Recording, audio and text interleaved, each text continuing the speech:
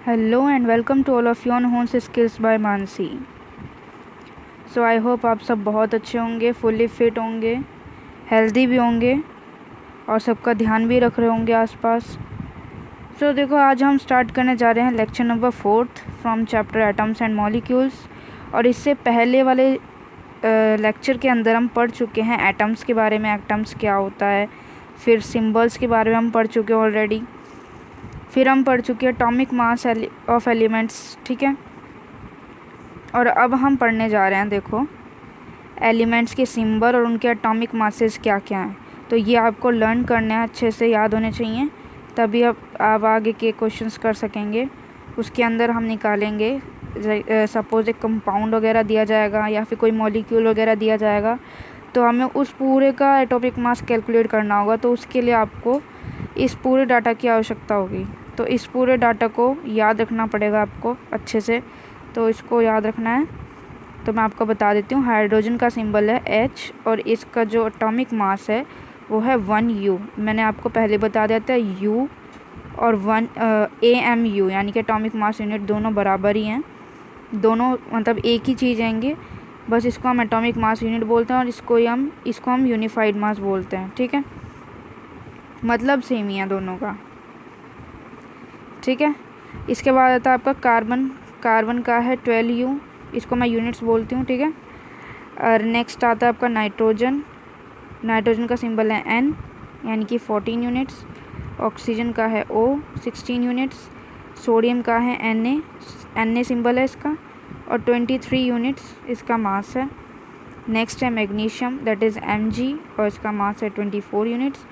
Aluminium Al, 27 units इसका मास है। Phosphorus P, और 31 यूनिट्स इसका मास है। नेक्स्ट है सल्फ़र S, 32 यूनिट्स इसका मास है। क्लोरीन Cl, इसका मास है 35.5 यूनिट्स। नेक्स्ट है potassium K, 39 units. Calcium Ca, 40 units. Iron Fe, 56 units. Copper Cu, 63.5 units. देखो, 1 यूनिट्स को अगर हमें कन्वर्ट करना है ग्राम्स में, यानी कि अगर हमें यहाँ पे जितने भी मास लिखे हैं, अगर हम उसको कन्वर्जन करना चाहते हैं ग्राम्स के अंदर, तो हमें क्या करना होगा? सबसे पहले हमें पता होना चाहिए कि 1 यूनिट में कितने ग्राम होते हैं। तो 1 यूनिट में कितने ग्राम्स होते हैं? 1.6605 इंटू 10⁻⁻24 ग्राम्स। ठीक है, और इसको हम ऐसे भी कह सकते हैं कि हाइड्रोजन का मास है ग्राम्स के अंदर, क्योंकि हाइड्रोजन का मास 1U होता है, और उसको ही अगर हम ग्राम्स में लिखें तो इसके बराबर हो गया वो। तो यानी कि अगर हमें निकालना है, देखो सपोज़ हमें निकालना है सल्फ़र का निकालना है, दैट इज़ 32 यूनिट्स है। तो अगर हम इसको ग्राम्स में कन्वर्ट करना चाहते हैं, तो ग्राम्स में कन्वर्ट करने के लिए 32 इंटू इससे मल्टीप्लाई कर देंगे 1.6605 इंटू 10⁻⁻24। ठीक है, और यहाँ लगा देंगे हम ग्राम्स, और ये पूरा कन्वर्ट हो जाएगा ग्राम्स के अंदर। ठीक है, आगे बात समझ में? इसको मल्टीप्लाई करके निकाल लेना। चलो, अब हम समझते हैं significance of symbol of an element. अगर हमारे पास एक एलिमेंट है और उसका सिंबल हम उसको दे रहे हैं, मतलब दिया गया उसका सिंबल उसको, तो उसका मतलब क्या है, उसकी महत्वता क्या है? ठीक है, उसके महत्व को समझने के लिए देखो, सबसे पहली बात ये है कि सिंबल हमारे को एक एलिमेंट का नाम रिप्रेजेंट करता है। ठीक है, अगर मैं बोलूँ H, तो H मतलब ये हाइड्रोजन एलिमेंट की बात हो रही है, और हाइड्रोजन एलिमेंट के साथ साथ उसके एटम की भी बात हो रही है। ठीक है, उसके एक एटम की भी बात यहाँ पे हो रही है। आगे बात समझ में? नेक्स्ट है symbols also represent 1 mole of atoms of element. ठीक है, अब 1 मोल का मतलब क्या है यहाँ पे? 1 मोल मैं बताती हूँ अभी। देखो 1 मोल के बारे में आपको बताना है। जैसे कि मैंने आपको बतलाया था ना कि 1 डज़न बनाना यानी कि 12 बनानाज होते हैं। ठीक है, उसी तरीके से मैंने आपको बतलाया था 1 मोल में 6.022 इंटू 10⁻23 एटम्स होते हैं। यहाँ पर 1 मोल, मोल का मतलब क्या है, 1 मोल एटम्स हैं यहाँ पे।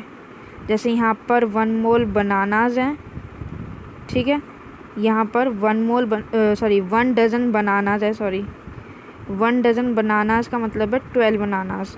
उसी तरीके से 1 मोल एटम्स का मतलब है 6.022 इंटू 10⁻23 एटम्स, और वो भी उसी एक एलिमेंट के हैं, ठीक है। अगर मैं हाइड्रोजन का बोल रही हूँ कि 1 मोल ऑफ हाइड्रोजन, इसका मतलब क्या है कि 1 मोल ऑफ हाइड्रोजन मतलब उसी हाइड्रोजन एलिमेंट के 6.022 इंटू 10⁻23 एटम्स की बात हो रही है। 12 जैसे कि एक नंबर है, उसी तरीके से 6.022 इंटू 10⁻23 भी एक नंबर है। यहाँ पे 12 का मतलब है डज़न, और यहाँ पर इस 6.022 इंटू 10⁻23 का मतलब है मोल, 1 मोल। ओके, आई होप सबको समझ में आ गया होगा। खिचड़ी हो जाती है थोड़ा छोटी स्क्रीन की वजह से। चलो खैर, थर्ड पॉइंट देखते हैं। ये हमें डेफिनेट मास भी बतलाता है, एक एलिमेंट का डेफिनेट मास, जो किसके बराबर होता है, एटॉमिक मास को अगर हम ग्राम्स में कन्वर्ट कर दें तो वो उसका डेफिनेट मास हो जाता है, ठीक है। अब ये तो बात हो गई एलिमेंट्स की। अब ये एटम्स जो हैं वो कैसे एग्जिस्ट करते हैं। अब हमें ये भी तो सोचना होगा कि एटम्स किस तरीके से कैसे होते होंगे, कैसे दिखते होंगे, किस तरीके से एग्जिस्ट करते होंगे। तो यहाँ पर हमें बताया गया है कि एटम्स 2 तरीके से एग्जिस्ट करते हैं, एक तो मॉलिक्यूल्स की फॉर्म में, दूसरा है आयंस की फॉर्म में, ठीक है। इसको हम 1 बाय 1 पढ़ेंगे। नेक्स्ट पॉइंट पहले पढ़ते हैं। देखो, कुछ एलिमेंट्स ऐसे होते हैं जिनके जो एटम हैं वो फ्री स्टेट में एग्जिस्ट करते हैं। फ्री स्टेट मतलब सिंगल एटम की तरह, एग्जिस्ट करते हैं, मतलब वो केमिकली अनरिएक्टिव हैं। यहाँ पे रिएक्टिव नहीं है, यहाँ पे अनरिएक्टिव है। तो ऐसे एलिमेंट्स को हम नोबल गैसेस बोलते हैं। ध्यान से सुनना, कुछ एलिमेंट्स ऐसे होते हैं जिनके एटम्स जो है ना वो फ्री स्टेट में एग्जिस्ट करते हैं, यानी कि सिंगल एटम्स के अंदर एग्जिस्ट करते हैं, और ऐसे ही एलिमेंट्स को हम नोबल गैसेस बोलते हैं, ठीक है। और ये केमिकली अनरिएक्टिव होते हैं, ये जल्दी से रिएक्शन नहीं दिखलाते हैं। कुछ सर्टेन कंडीशंस ऐसी होती हैं जिसमें ये रिएक्शन शो करते हैं, वो भी कुछ कंडीशंस पे, ठीक है। और कुछ ही एलिमेंट शो कर पाते हैं, सारे नहीं करते हैं, सारे नोबल गैसेस नहीं करते हैं, ठीक है। देखो, नेक्स्ट पॉइंट है आपके पास, व्हेन एटम्स फॉर्म मॉलिक्यूल्स और आयंस। जब एटम्स क्या बनाते हैं, मॉलिक्यूल्स और आयंस बनाते हैं, तो वो ज़्यादा स्टेबिलिटी महसूस करते हैं, क्योंकि यहाँ पे नोबल गैस अरेंजमेंट बनता है।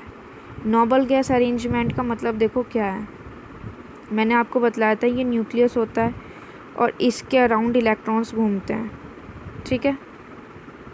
ये न्यूक्लियस है, इसके अराउंड इलेक्ट्रॉन्स घूमते हैं, ठीक है। यहाँ पर मैक्सिमम पॉसिबिलिटी है इस शेल के अंदर, इसको हम ऑर्बिट बोलते हैं, ऑर्बिट बोल लो या के शेल, ये के शेल बोलते हैं इसको के बोलते हैं, और इसको हम एल बोलते हैं। तो यहाँ पर मैक्सिमम पॉसिबिलिटी है कि यहाँ 2 इलेक्ट्रॉन्स पाए जा सकते हैं। एल के अंदर पॉसिबिलिटी है कि 8 इलेक्ट्रॉन्स पाए जा सकते हैं, ठीक है। अब जिन एलिमेंट्स के ये एल शेल के अंदर 8 इलेक्ट्रॉन्स कंप्लीट होते हैं, वो ज़्यादातर नोबल गैस के अंदर आते हैं।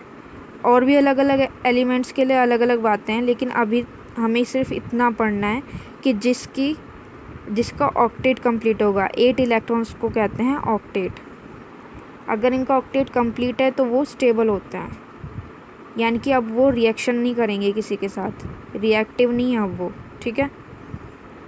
अगर हम इसको कोई कंडीशन देते हैं, या तो बहुत ज़्यादा हीट देते हैं, या कोई ऐसी कंडीशन देते हैं जिसकी वजह से इसके इलेक्ट्रॉन्स मूव कर पाते हैं इस शेल से इस शेल में, या उस ऊपर वाली से नीचे वाली में आते जाते हैं, तब उस कंडीशन पर हो सकता है ये किसमें ये केमिकल रिएक्शन दिखलाए। अभी फ़िलहाल आपको इस बात को नहीं जानना है, सिर्फ इतनी बात समझ जानी चाहिए आपको कि यहाँ पर अगर एल के अंदर 8 इलेक्ट्रॉन्स कंप्लीट हैं तो वो नोबल गैस कहलाएगा, ठीक है। और हर कोई एलिमेंट नोबल गैस बनना चाहता है, वो स्टेबल होना चाहता है, ठीक है।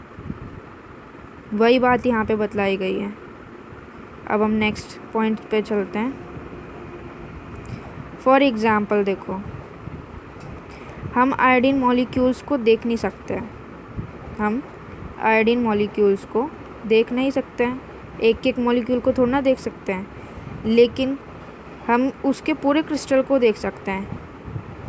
अब पूरे क्रिस्टल को क्यों देख सकते हैं? मॉलिक्यूल्स जो होते हैं वो बहुत ज़्यादा छोटे होते हैं। अब आपने देखा कि एटम्स ही इतने ज़्यादा छोटे होते हैं, ठीक है। अब उससे थोड़े से ही तो बड़े होंगे मॉलिक्यूल्स, क्योंकि वो भी तो एटम्स का फॉर्मेशन है।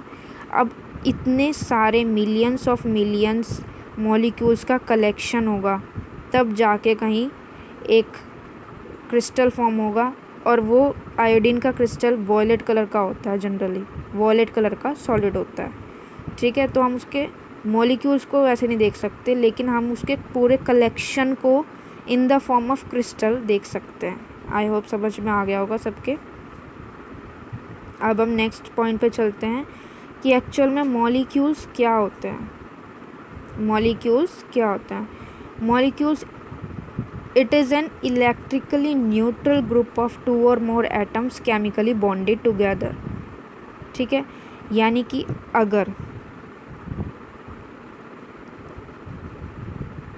अगर 2 या 2 से ज़्यादा एटम्स हैं, वो केमिकली कंबाइन कर रहे हैं, जैसे कि सपोज़ हमने सोचा कि हमने हाइड्रोजन है, इनको कंबाइन कराया और ये क्या बना? H2 मॉलिक्यूल बना, ठीक है।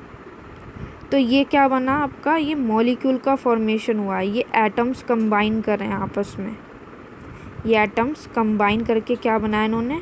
हाइड्रोजन मॉलिक्यूल बनाया है, ठीक है। और ये न्यूट्रल है, इस पे कोई चार्ज नहीं है, ठीक है।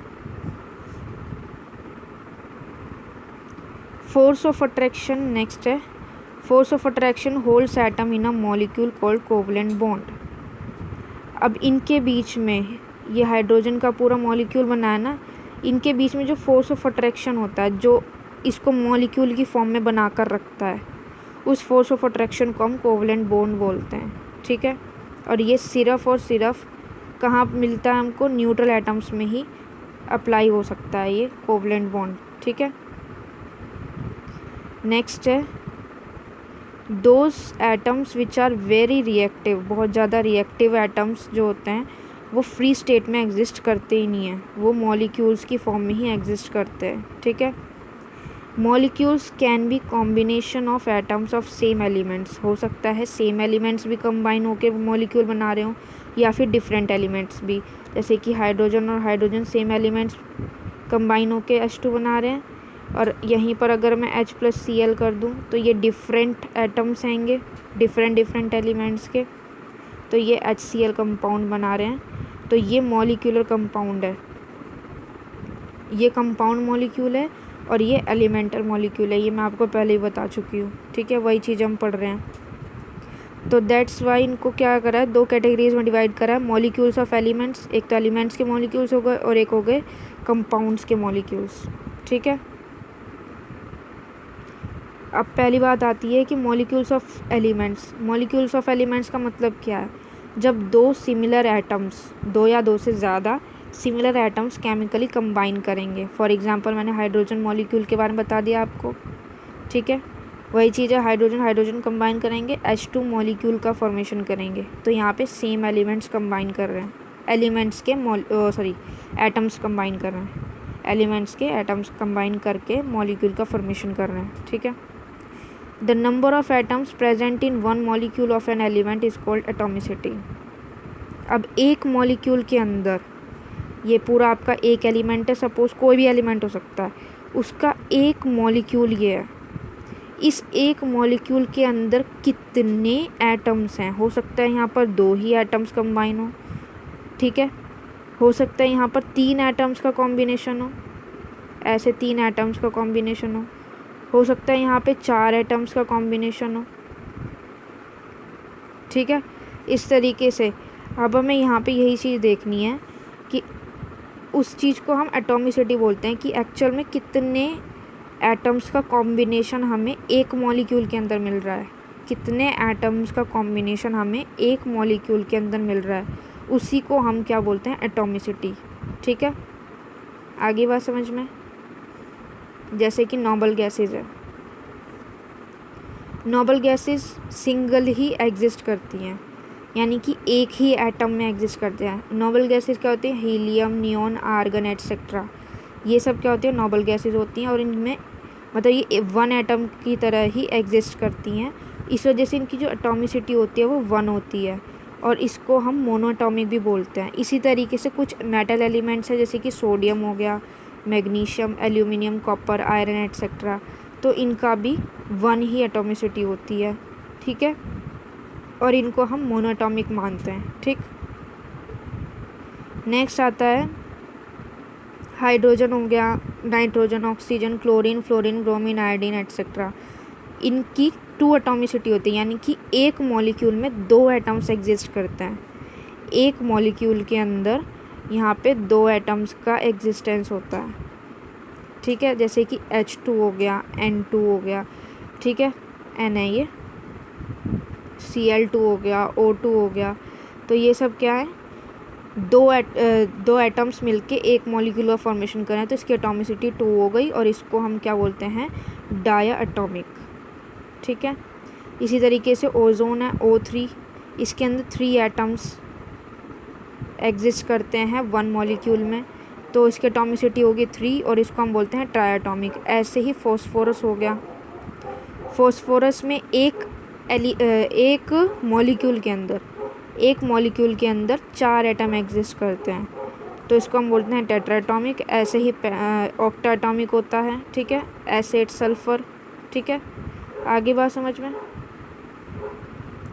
नेक्स्ट आता है मॉलिक्यूल्स ऑफ कंपाउंड्स, यानी कि अगर 2 डिफरेंट टाइप्स के एटम्स केमिकली कंबाइन करे जा रहे हैं, और जब 2 डिफरेंट एटम्स केमिकली कंबाइन होते हैं तो वो फिक्स्ड रेशियो में कंबाइन किए जाते हैं बाय मास, ये आपको ध्यान होना चाहिए बात, ठीक है, फिक्स्ड रेशियो में कंबाइन किए जाते हैं, जैसे कि HCl है, ठीक है। हाइड्रोजन और क्लोरीन एक फिक्स्ड रेशियो में कंबाइन किए जाएंगे, और 2 different types of atoms combine कर रहे हैं यहाँ पे, और केमिकली कंबाइन कर रहे हैं, और किसका फॉर्मेशन कर रहे हैं? कंपाउंड का फॉर्मेशन कर रहे हैं। तो दिस मॉलिक्यूल, इसको भी मॉलिक्यूल ही बोलेंगे, लेकिन कौन किससे मिलके बना है? ये 2 डिफरेंट एटम से मिलके बना है, तो इसको हम बोलेंगे कंपाउंड मॉलिक्यूल या फिर मॉलिक्यूल्स ऑफ कंपाउंड, ये भी बोल सकते हैं, ठीक है। A compound which consist of molecules is called molecular compound. एक कंपाउंड जिसके अंदर मॉलिक्यूल्स एग्जिस्ट कर रहे हैं उसको हम मॉलिक्यूलर कंपाउंड बोलते हैं, जैसे कि SO2 हो गया, CH4 हो गया, ठीक है। सो आई होप आप सबको अच्छे से समझ में आया होगा। सो आज के लिए बस इतना ही, तब तक के लिए bye bye, tata, take care, सबका ख्याल रखना आसपास, ठीक है, और मिलते हैं नेक्स्ट लेक्चर के अंदर, तब तक के लिए बाय। और लाइक करना, शेयर करना, सब्सक्राइब करना चैनल को, वीडियो अच्छी लगी हो तो प्लीज़ कर देना, ठीक है, तब तक के लिए बाय।